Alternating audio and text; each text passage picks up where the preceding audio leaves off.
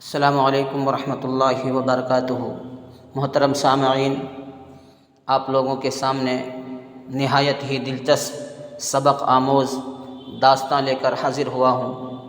سماعت فرمائیں، ضرور آپ لوگ اس سے سبق حاصل کریں گے۔ چلیے سنتے ہیں۔ سفید پڑتا چہرہ، آنکھوں کے گرد گہرے سیاہ حلقے، بے ترتیب بال، سہما ہوا لہجہ اور پریشان حال، پرانے مگر صاف ستھرے کپڑوں میں ملبوس، وہ روزانہ صبح میرے پاس آیا کرتا تھا۔ وہ باپ تھا، مجبور باپ، ہارا ہوا باپ۔ صاحب، میری بیٹی بیمار ہے، اس کا آپریشن ہے، خدا کے لیے میری کچھ مدد کر دیں، اللہ آپ کو بہت اجر دیں گے۔ کام میں مگن، دکان پر بیٹھے، کیلکولیٹر پر تیزی سے انگلیاں چلاتے ہوئے کن اکھیوں سے میں نے اس کی طرف دیکھا اور بولا، اچھا خوب، یہ کام ٹھیک ہے۔ یہ مانگنے کے نت نئے طریقے کہاں سے نکال لیتے ہو تم لوگ؟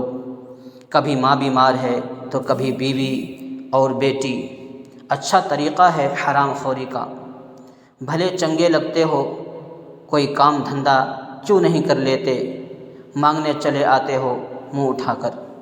صاحب، کام کرتا ہوں، مگر 300 دہاڑی میں گھر کا چولہا بڑی مشکل سے چلتا ہے، بیٹی کا علاج کیسے کراؤں؟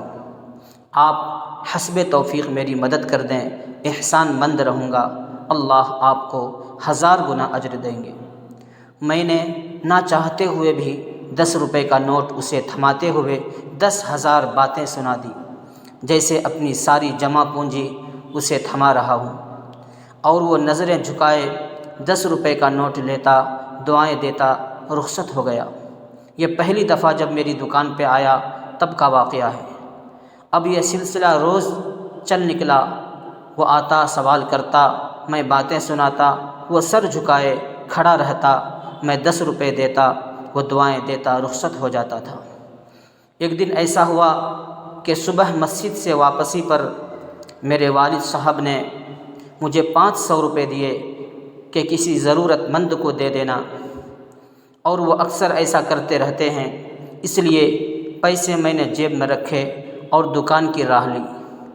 حسب معمول پہلے کی طرح سب سے پہلے اسی فقیر نے آ کر مؤدبانہ اور سلجھے طریقے سے سوال کیا، اور میں نے سب سے پہلے اسے خوب الٹی سیدھی سنائی، اور 500 کا نوٹ نکال کر اس کی طرف بڑھاتے ہوئے اسے خبردار کیا کہ یہ تمہارے پورے 6 مہینے کی خیرات ہے۔ اب 6 ماہ تک تم دوبارہ میری دکان کے آس پاس بھی نظر آئے تو تمہاری خیر نہیں۔ اور وہ روزانہ کی طرح سر جھکائے دعائیں دیتا، نظروں سے اوجھل ہو گیا۔ تقریباً 2 ہفتے تک تو وہ دوبارہ نظر نہ آیا۔ پھر ایک دن میں اپنے اسسٹنٹ کے ساتھ باتوں میں مصروف تھا کہ وہ فقیر نمودار ہوا۔ اسے دیکھ کر جھٹ سے میرا پارا 7ویں آسمان کو چھونے لگا۔ حرام خور، تم پھر آ گئے؟ اثر نہیں ہوا تھا؟ کیا کہا تھا میں نے؟ ذرا سکون نہیں، بہت ڈھیٹ آدمی ہو۔ اس نے میری طرف خاموشی سے دیکھا اور بند مٹھی میرے سامنے کاؤنٹر پر رکھ کر کھول دی۔ اس میں کچھ پیسے تھے۔ خود کو سنبھالتے ہوئے میں نے حیرانی سے اس کی طرف دیکھا اور پوچھا، یہ کیا ہے؟ صاحب، آپ نے جو پیسے دیے تھے ان میں سے کچھ بچ گئے تھے، وہ واپس کرنے آیا ہوں، کیونکہ میری بیٹی کا پچھلے ہفتے انتقال ہو گیا ہے۔ مجھے اب ان پیسوں کی ضرورت نہیں ہے، آپ رکھ لیں۔ صاحب، میں مجبور تھا، فقیر نہیں، اور آپ لوگوں کی بہت مہربانی جو میرے مشکل وقت میں مجھ بے بس اور لاچار کے کام آئے۔ اللہ آپ کو کبھی کسی شے کی تھوڑ نہ دے۔ صاحب، اللہ خوش اور آباد رکھے۔ آنکھوں میں جاری آنسوؤں اور کانپتی آواز کے ساتھ وہ میرا شکریہ ادا کرتا رہا، اور میں اس کی کھلی مٹھی کو بت بنا اپنی کرسی پر بیٹھا، مارے شرم اور ندامت کے زمین کے پھٹ جانے اور دفن ہو جانے کا انتظار کر رہا تھا۔ وہ شکریہ ادا کرنے کے بعد رکا نہیں تھا، آج بھی ڈھیروں دعائیں دیتا رخصت ہوا، مگر مجھے اپنے حلق میں درد کا ایک گولا اٹکا ہوا محسوس ہو رہا تھا، جس کو نکلنے میں نہ جانے کتنا وقت درکار ہوگا۔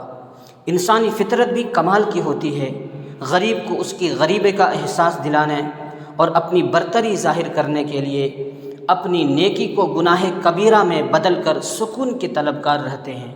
اللہ نے ہمیں جب ایسی بے شمار نعمتوں سے نواز رکھا ہے جس کے ہم ذرا بھی لائق اور قابل نہیں، تو پھر ہم کیوں اس کے دیے ہوئے رزق میں سے جب کسی ضرورت مند کی مدد کرتے ہیں تو اصل نقل کے چکروں میں پڑ جاتے ہیں۔ آپ جب بھی جتنا ہو سکے توفیق کے مطابق جب کسی کی مدد کریں تو دل سے کریں، اللہ کی رضا کے لیے کریں، اور اللہ کی رضا بیزاری سے حاصل نہیں ہوتی، صدق دل سے ہوتی ہے۔